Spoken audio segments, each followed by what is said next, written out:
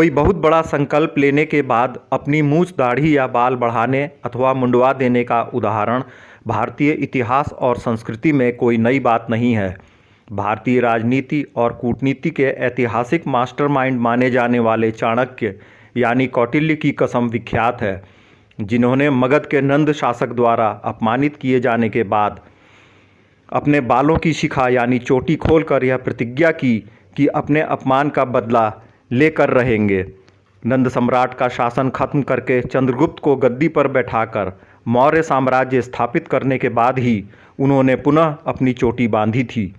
अपनी दाढ़ी, मूछों और बाल से संबंधित इस तरह की प्रतिज्ञा दरअसल आध्यात्मिक शक्ति से ओतप्रोत होती हैं और संकल्प लेने वाले को चौबीसों घंटे तक उसके संकल्प की याद दिलाती रहती हैं जब तक कि वह पूरी न हो जाए। हमारे देश के प्रधानमंत्री नरेंद्र मोदी की बढ़ती दाढ़ी और बाल भी कई महीनों से चर्चा में है।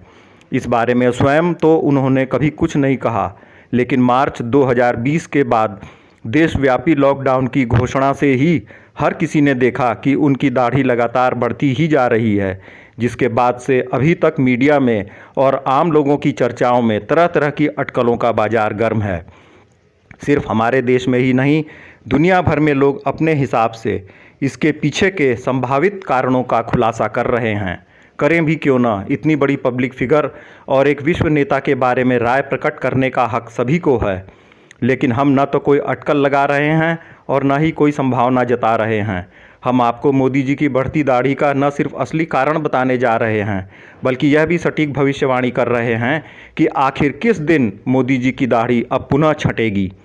यह बात तो अब हर बच्चे को मालूम है कि कोरोना वायरस का जन्म चाहे जहां भी हुआ हो, जिसने भी इसे जन्म दिया हो, लेकिन यह कड़वा सच है कि इसने दुनिया के सुपर पावर अमेरिका को तोड़कर रख दिया है, समूचे यूरोप को तहस नहस कर दिया है।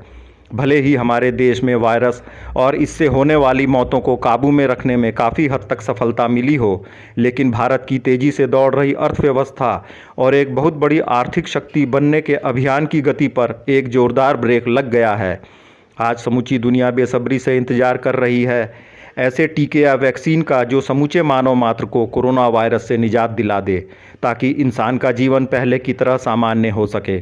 कुछ देशों ने ट्रायल के बाद वैक्सीन लगाने का काम शुरू भी कर दिया है, लेकिन इन शुरुआती वैक्सीन से खराब असर, रिएक्शन या गंभीर साइड इफ़ेक्ट्स की शिकायतें भी आ रही हैं।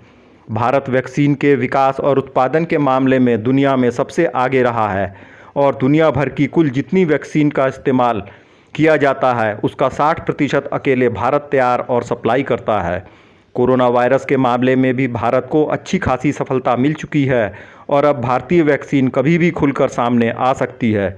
भारतीय वैक्सीन की निगरानी स्वयं प्रधानमंत्री मोदी कर रहे हैं।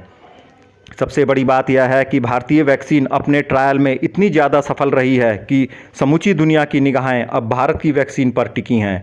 शायद वह दिन दूर नहीं जब हमारे देश की वैक्सीन समूचे मानव मात्र को कोरोना वायरस रूपी मुसीबत से स्थायी रूप से छुटकारा दिला दे और समूची दुनिया पहले की तरह सामान्य और खुशहाल हो जाए। और यही बड़ा लक्ष्य हासिल करने का संकल्प प्रधानमंत्री मोदी जी ने लिया है। जिस दिन हमारे देश भारत के सिर पर समूची दुनिया मिलकर यह ताज पहनाएगी, मोदी जी का संकल्प पूरा हो जाएगा और मोदी जी पुनः सलीके से ट्रिम की गई दाढ़ी में नजर आने लगेंगे।